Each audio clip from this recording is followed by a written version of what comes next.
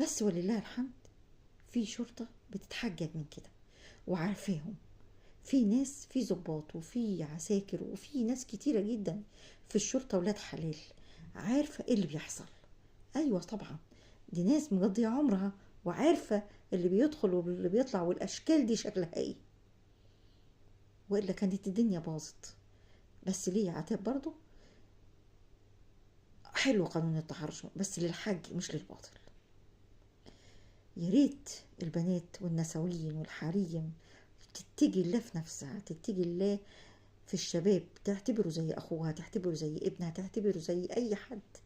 ما تتهمش الناس بالباطل، لربما تهمة تهلك حد بريء اهله محتاجينه. اهله محتاج.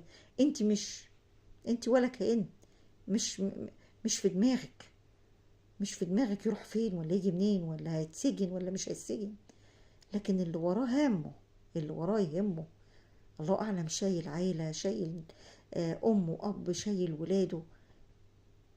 وبعدين التحرش بيبان صاحبه.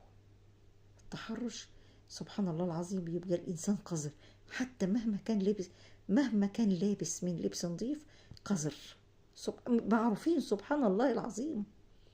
اي انا عن نفسي، انا عن نفسي افهم الانسان من نظرة عينه. الانسان المتحرش انا مجرد ما ابص له يعني مجرد بصة بس افهم الراجل ده انسان كويس ولا انسان مش كويس. سبحان الله العظيم، حاجة ربنا عطاها لي، اقسم بالله العلي العظيم. بحس بالناس بشكل غير طبيعي، من نظرة عين بفهم الانسان، سواء راجل او ست، سواء راجل او ست، مهما كان لبسه نظيف انيق شيك، كل حاجة، كل المقاومات اللي هو ممكن تلغي ان هو لا افهمه.